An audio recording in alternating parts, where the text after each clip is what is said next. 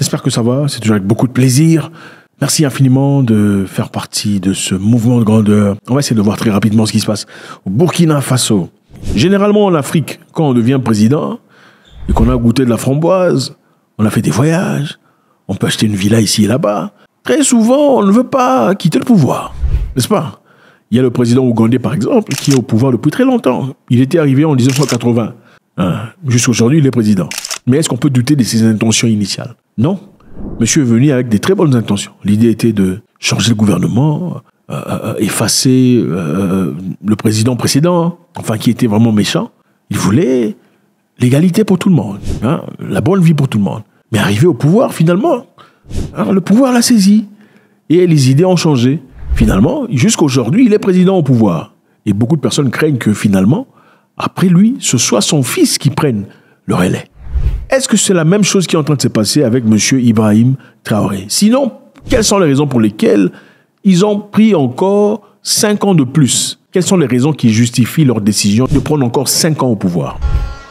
Rendons grâce à Dieu qui a permis à ce que ce jour 11G ait lieu et que nous puissions nous retrouver dans cette cuvette du Palais des Sports pour échanger autour de l'avenir de notre patrie. À l'issue donc de votre décision le 25 mai dernier de nous confier la destinée de notre patrie pour 5 ans encore. Soyez-en remerciés.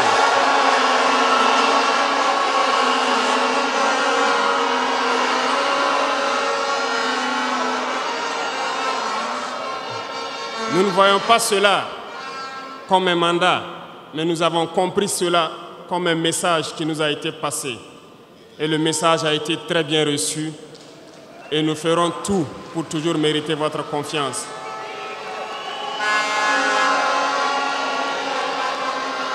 Permettez-moi également de rendre un vibrant hommage à toutes ces forces de défense, ces forces de sécurité intérieure, nos vaillants volontaires pour la défense de la patrie et toutes ces populations qui vivent dans ces zones à fort défi sécuritaire et qui tiennent debout.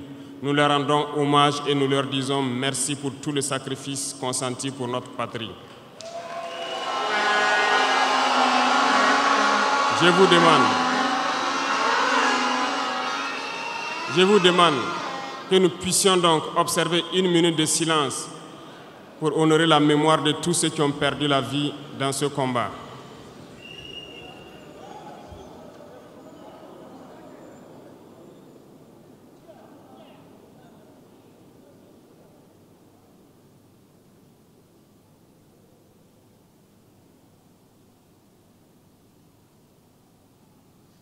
Je vous remercie.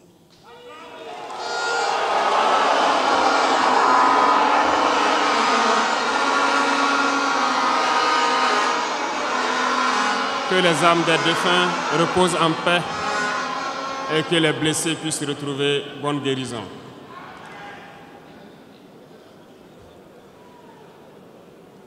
Camarades, l'émotion est grande, certes, mais permettez-moi que j'articule mes propos en 3 phases. La première phase va concerner l'étape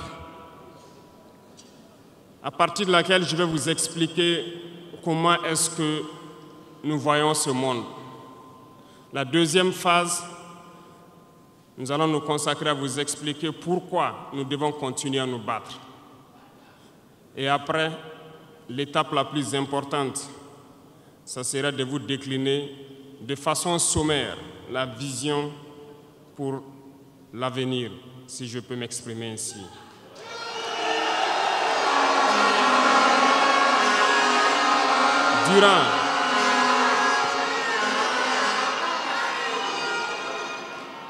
Durant ces 20 et quelques mois passés donc à la tête de l'État, nous avons eu à rencontrer plusieurs hommes politiques venus de toutes parts.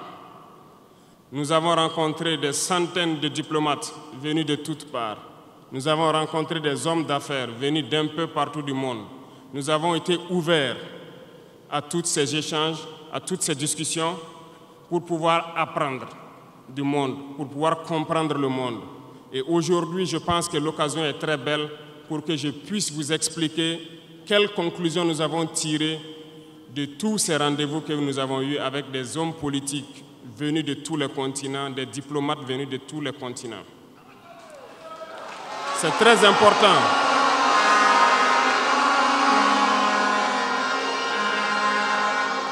C'est très important la conclusion que nous avons tirée et ça doit vous permettre de comprendre le monde.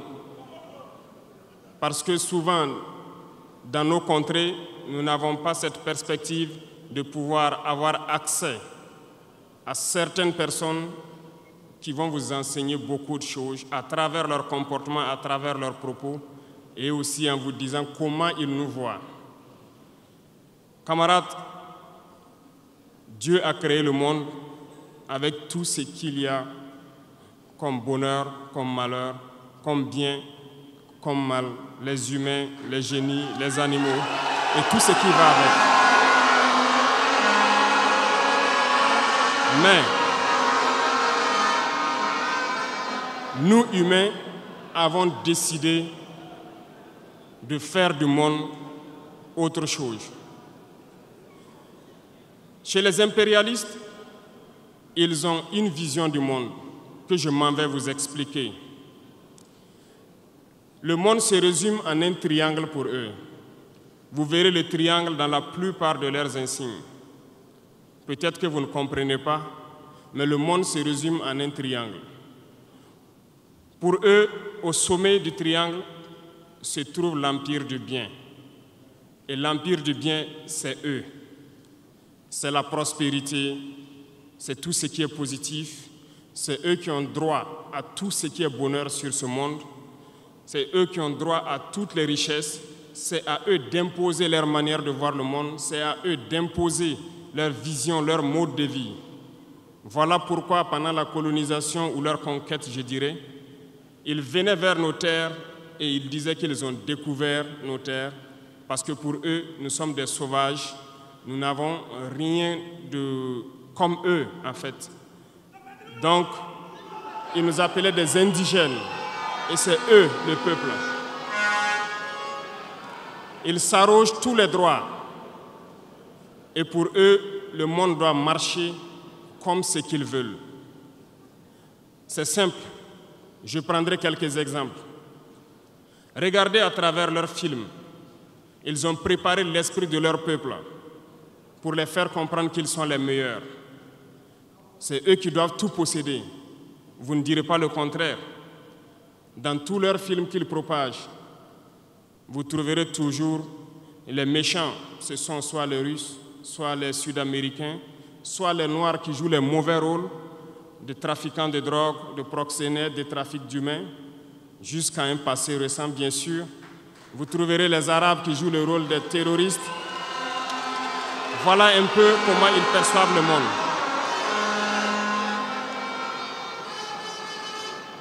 Quand je prends sur le volet économique, qui parmi nous n'a pas traité les produits chinois de produits Shintok, comme on aimait l'appeler, de mauvais produits? Mais aujourd'hui, j'ai pu vous dire qu'on a tout tort, parce que la Chine est à un niveau de technologie assez avancé. Et c'est en Chine que la plupart de ces pays viennent s'approvisionner, mettent leur marque dessus et nous revendent comme étant leur propriété. Regardez autour de vous. Nos entrepreneurs qui sont dans le BTP ne diront pas le contraire. Tous leurs engins aujourd'hui sont chinois. Ceux qui font le transport ne diront pas le contraire. Ils nous ont menti. Parce que nous avons fait le tour du monde un peu dans ces 20 mois pour chercher des entreprises, pour chercher des usines. Et nous avons compris que tout revenait là-bas. Mais par leur communication, ils nous ont amenés à détester tous les produits chinois, à vouloir nous faire comprendre que ce qui est bon venait de chez eux, pas forcément d'ailleurs. C'est simple. Remontez le temps. Pour mieux comprendre ce que je dirais, il faut remonter un peu le temps. Et j'espère que certains iront lire qui sont les tsars, les conquêtes mongoles, les empires perses, turcs et ottomans. Lisez leur histoire, vous comprendrez pourquoi le monde est ainsi fait. À la base du triangle, il y a deux empires. D'un côté, l'empire du mal selon eux et l'empire des esclaves de l'autre côté. Voilà comment ils voient le monde. Qui est-ce qu'ils appellent l'empire du mal? Ceux dont je viens de citer tout de suite l'origine, et je vous ai dit de remonter le temps, allez-y lire, vous comprendrez pourquoi ils sont l'empire du mal à leurs yeux. Ils combattent l'empire du mal. Pour eux, l'empire du mal doit disparaître. Pour eux, l'empire du mal incarne le diable. Ils communiquent et ils le font comprendre à leur peuple ainsi. Voilà pourquoi, après la Seconde Guerre mondiale, dans les années 80, je prendrai le cas de la Russie, où tous les stratagèmes ont été mis en œuvre pour l'effondrer avec le président Gorbatchev. Aux États-Unis, c'est le président Ronald Reagan qui était à la manœuvre. 3 stratagèmes principaux ont retenu notre attention. Ils sont allés donc au niveau de l'Arabie Saoudite les demander de baisser le prix du pétrole de 35 $ à 7 $ pour faire écrouler l'économie russe. Parallèlement à cela, le deuxième stratagème, n'oubliez pas quelque chose, ces mêmes personnes qui viennent de quitter l'Afghanistan, soit disant qu'ils combattaient les talibans ont été reçus par le président Ronald Reagan à la Maison-Blanche. Ils ont été armés par la CIA. Les fameux missiles Stinger, Sol-Air, ont été livrés aux talibans pour combattre les Russes. Et plus tard, ils viennent supposer les combattre. Allez-y comprendre. Le troisième stratagème, c'était un bluff. Le projet IDS, Star Wars. Lisez, vous comprendrez pourquoi ils ont amené le président Gorbatchev à créer le projet Paulus qui a enfoncé la Russie.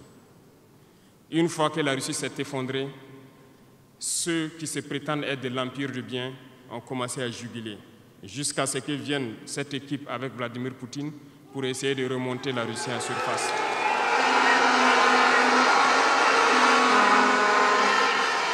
L'empire du mal.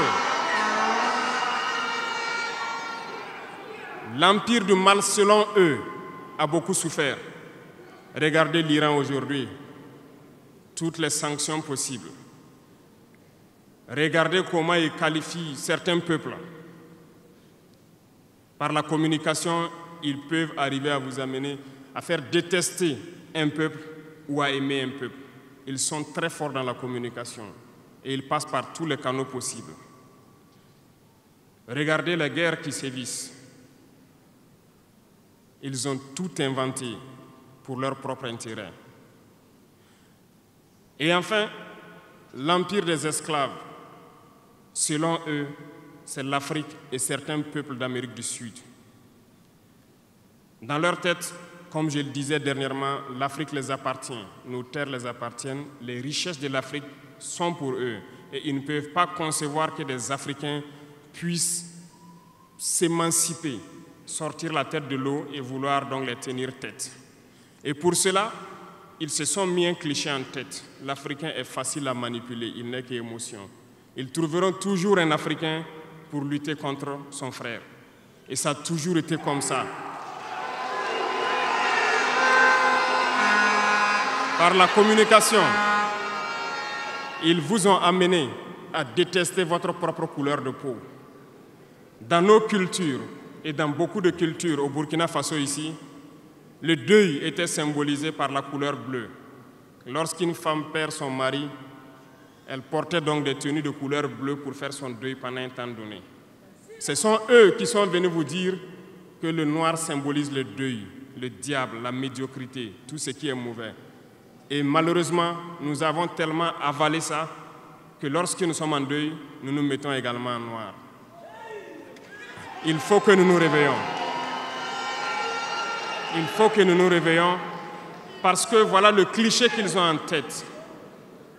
Eux, ils sont l'empire du bien, d'autres sont l'empire du mal et nous, nous sommes l'empire des esclaves.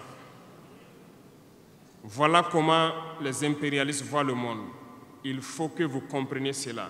Et là, je m'en vais faire un coup de gueule à l'endroit donc de certains intellectuels qui continuent de vouloir prêcher pour les impérialistes. Est-ce qu'ils ignorent cette partie de l'histoire? Je n'invente rien.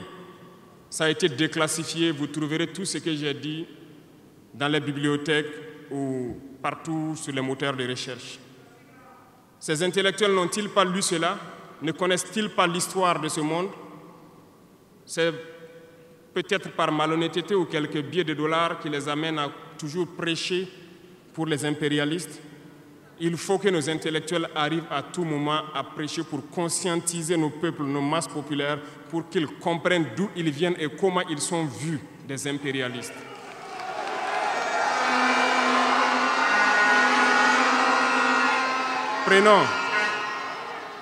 Prenons l'histoire de quelques guerres. Vous avez suivi la guerre d'Irak. Un gros mensonge qui a été inventé, soi-disant de possession d'armes de destruction massive. Certains sénateurs, au niveau des États-Unis, ont tout fait pour avoir les preuves. Ils ne l'ont pas eu. Souvenez-vous que plusieurs personnes ont démissionné de la CIA après cette guerre. Des preuves ont été inventées de toutes parts. Des services secrets occidentaux les ont aidés à fabriquer des preuves. Et on se souvient que le même Niger a été accusé en son temps en montant une fausse convention, un faux contrat de vente d'uranium à l'Irak. C'est le même processus qu'ils ont voulu amener la dernière fois pour soi-disant que le Niger vend de l'uranium clandestinement à l'Iran. C'est du déjà vu. Ils ont prétexté cela, ils n'ont pas eu de preuves. Même les Nations Unies ont trouvé finalement qu'il n'y avait pas de preuves tangibles de présence d'armes de destruction massive. Mais ils avaient leur objectif, il fallait détruire l'Irak. Ils ont détruit l'Irak. Ils ont créé l'État islamique, tout comme ils ont créé les talibans dans les années 80, les armés, les équiper. Et après, ils prétendent venir les combattre. Comprenez le jeu. Ça n'a que trop duré.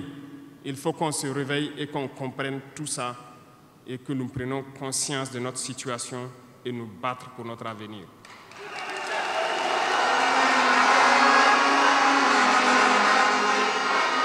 Toutes ces guerres ont été inventées, passant par l'Irak, la Syrie, la Libye, dans le but de déstabiliser le monde à leur profit, parce que nul ne doit pouvoir les égaler.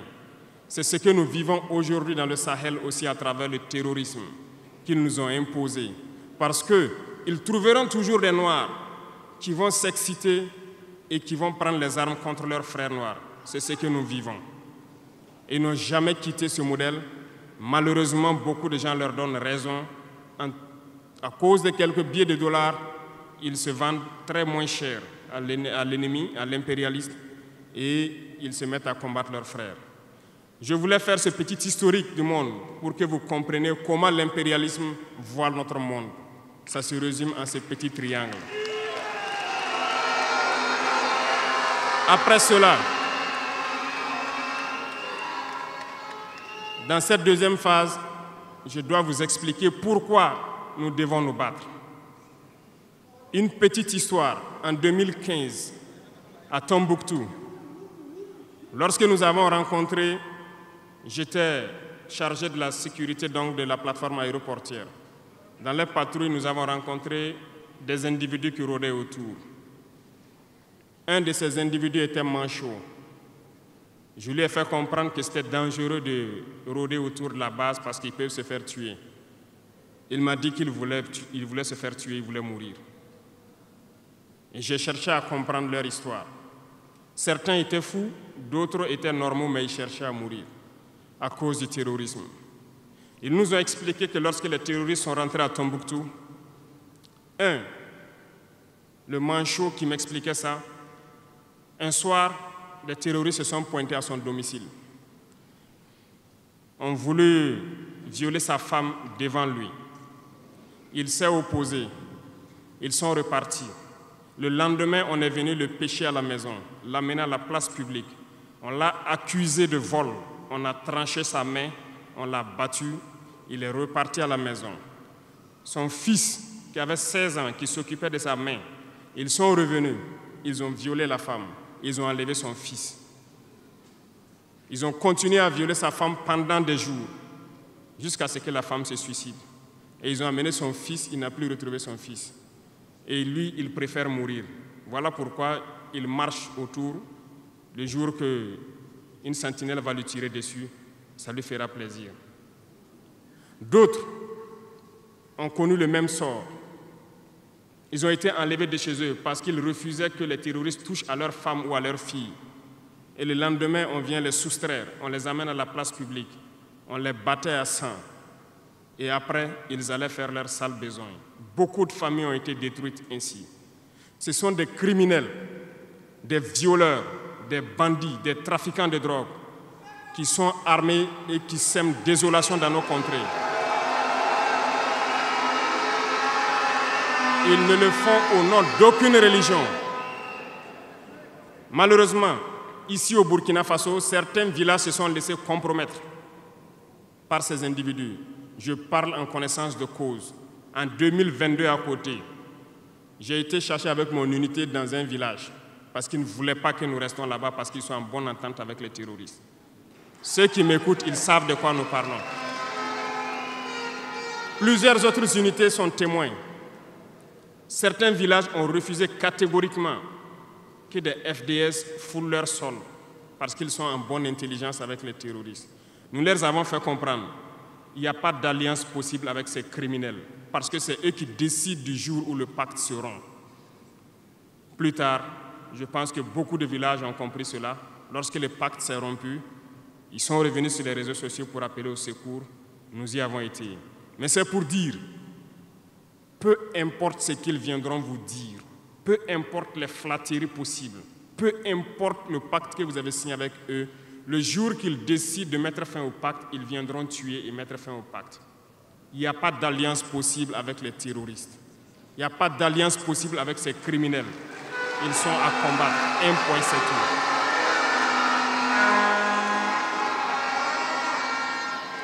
Aujourd'hui, nous constatons un phénomène, malheureusement, dans nos villes ici.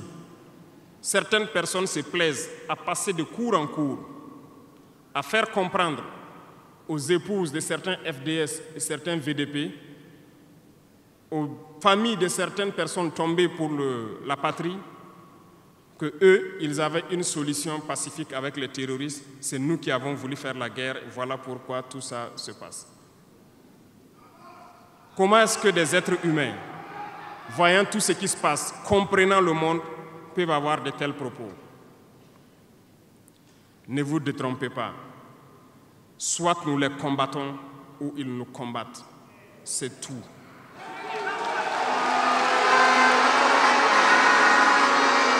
Les gens se cachent. Ces gens se cachent soi-disant derrière un semblant de dialogue ou de négociation. Encore, ils vont vous ramener à traîner dans la boue. C'est ça l'objectif de l'impérialisme, que le fléau dure, que ça dure dans le temps, que vos États ne soient pas structurés et qu'on continue de profiter de vos richesses. Plus ça dure, plus ça les arrange. Et malheureusement, ces individus qui passent de cour en cour font le jeu des impérialistes. S'ils m'entendent, qu'ils arrêtent maintenant, parce qu'ils iront combattre eux-mêmes.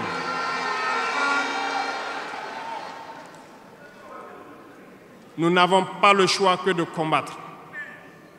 Et nous avons opté pour le combat, et c'est par là que nous serons libres, que nous serons réellement indépendants. Pour ce faire, nous avons pris le soin de diagnostiquer le problème profond du Burkina Faso. J'avoue que le problème est réel et profond. Le mal est là. Nous l'avons diagnostiqué et nous découvrons de jour en jour le système. Plusieurs nœuds ont été défaits, mais des nœuds restent à défaire parce que tous les jours que Dieu fait, nous découvrons certaines pratiques. Je peux comprendre, plusieurs décennies durant, ce système s'est installé. C'est devenu comme un gène dans nos ADN. Mais il faut que nous arrivions donc à soustraire ce gène donc de nos ADN et pouvoir construire un Burkina nouveau. Voilà pourquoi dans la troisième phase de mon propos, je m'en vais donc donner des lignes directrices dans certains domaines clés. Nous ne donnerons pas de détails sur notre programme, si on peut le dire ainsi, parce que quand le programme est connu au détail près, ils vont anticiper, ils vont poser des obstacles sur nos routes et nous empêcher d'atteindre nos objectifs. Mais nous pouvons donc nous résumer en quelques mots. Parlant donc du domaine de la défense et de la sécurité, comme vous le constatez, nous avons opté pour le combat. Et pour cela, nous avons doublé presque les effectifs dans nos forces armées.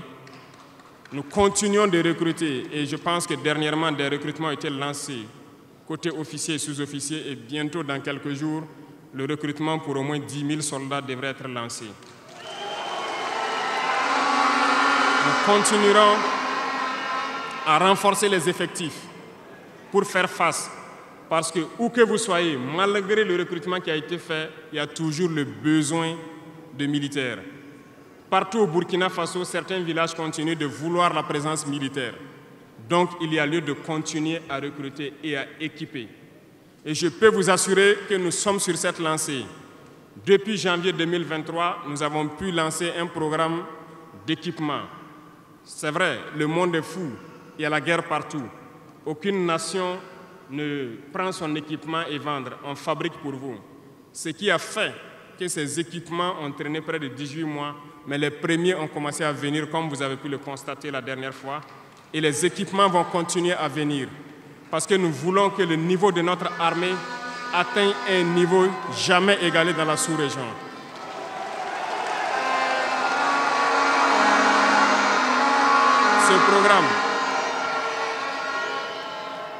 Ce programme d'équipement va se poursuivre. Et c'est vous, les acteurs de ce programme. Parce que depuis que nous nous battons, j'ai pu vous dire, ces soi-disant amis du Burkina qui étaient là depuis longtemps, qui sucent nos richesses, même une seule cartouche de Kalachnikov, nous n'avons reçu de personne pour faire notre combat. C'est vous qui payez. Et nous continuerons à faire corps avec notre peuple pour pouvoir mener cette lutte. Nous avons des partenaires qui ont accepté de nous vendre des équipements et qui ont même proposé de pouvoir nous livrer des équipements stratégiques et que nous puissions payer dans le temps. Nous leur en remercions pour ce geste.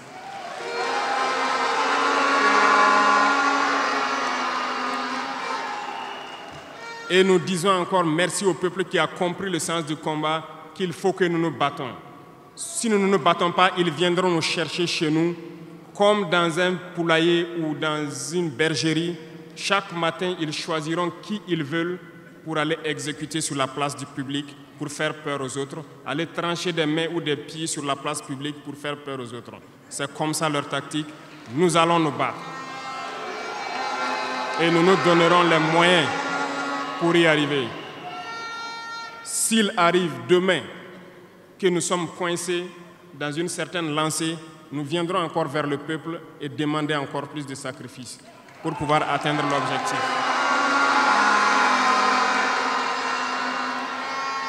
Parce que malgré vos cotisations, je vous le disais tantôt, certaines puissances ont refusé de nous vendre les équipements, ont bloqué les équipements que nous avons achetés dans certains pays parce qu'ils ont la licence de certains composants. Et ces puissances exploitent des minerais au Burkina Faso. Je le dis ici, haut et fort et solennellement. Ça va s'arrêter. Nous allons retirer des permis d'exploitation. Nous n'allons pas permettre cela.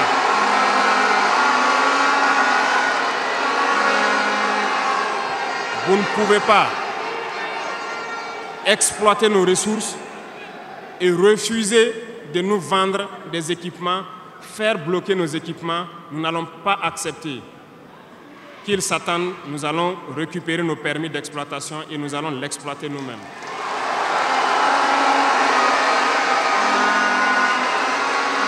Revenant. Pour conclure sur le volet donc de la défense, nous n'allons pas trop nous étaler là-dessus, mais sachez que tout ce qui est déjà arrivé, les hommes sont en formation là-dessus, d'autres équipements viendront.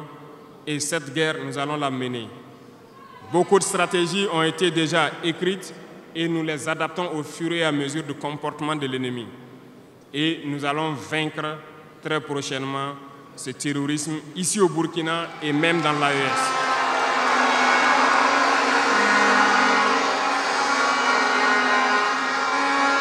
Pour ce qui concerne le domaine donc de la fonction publique, pendant longtemps, nous avons passé le temps à mettre en garde un certain nombre d'acteurs. Mais nous avons compris que le phénomène est tellement profond. La corruption, la mauvaise gouvernance dans les différentes administrations, le manque d'éthique persiste. Certains organes ont été donc mis en place dans le cadre de la lutte contre la corruption et dernièrement, certains arrêtés ont été pris pour ce qui concerne les primes de dénonciation. Le dernier acte à poser sera fait avant donc, la fin de ce mois. C'est un organe qui devra siéger dans tous les ministères pour s'auto-saisir de certains dysfonctionnements, des actes de corruption et pouvoir agir. Et ces organes seront prêts. Parce que nous avons beaucoup de gros travailleurs aussi dans l'administration, mais qui sont mis à l'ombre, qui sont souvent mis à l'écart. Parce que pendant longtemps, ce sont les plus corrompus, les plus malhonnêtes qui ont été mis à la lumière, c'est eux qui bénéficient de tous les avantages. Et je dis donc aux travailleurs de faire attention à ces individus qui sont en train de perdre leurs privilèges, parce qu'ils vont continuer de vous manipuler, de vous intoxiquer et de vous envoyer dans de mauvais pâturages. Faites très attention à ces individus qui sont en train de perdre leurs privilèges, parce que nous n'allons pas permettre à ce que une soi-disant élite donc, qui avait été programmée s'arroge tous les droits donc, dans nos différentes administrations. Le dernier organe sera mis en place avant la fin de ce mois et le travail réel va commencer. Vous entendrez dire un peu partout, à l'issue de ça, que nous ne respectons pas certains textes, nous ne respectons pas certaines lois, mais il n'y a pas de loi ou de textes qui tiennent dans cette lutte lorsque c'est pour l'intérêt de la patrie. Qu'ils se le tiennent pour dire donc, nous allons aller dans ce sens.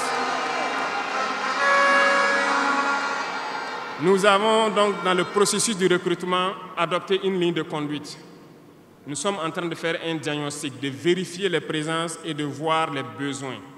Il n'est pas exclu qu'au cours de l'année, certains concours soient lancés pour augmenter des effectifs dans certains endroits.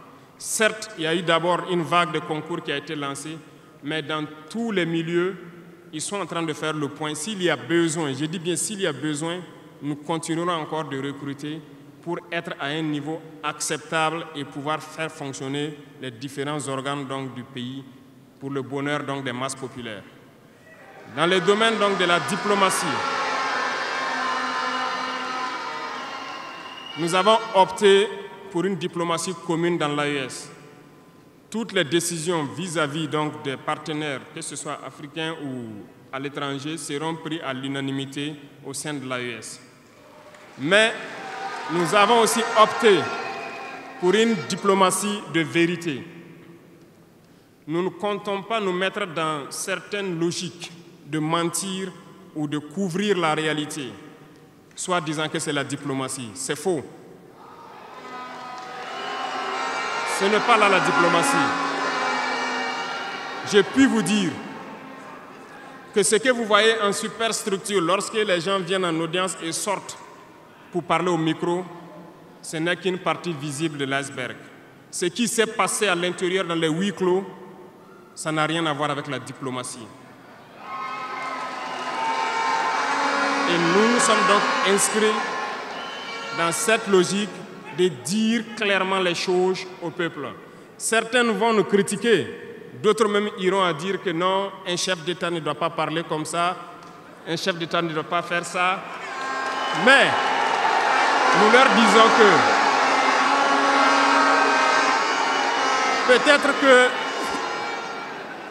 peut-être que ces gens qui critiquent de cette façon lorsque nous disons la vérité, peut-être qu'ils ont une école où ils ont appris à être chef d'État, comment le chef d'État doit être. Sinon, je n'ai pas encore vu cette école. Et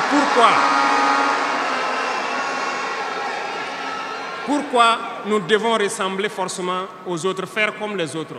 Nous voulons créer notre modèle, notre identité.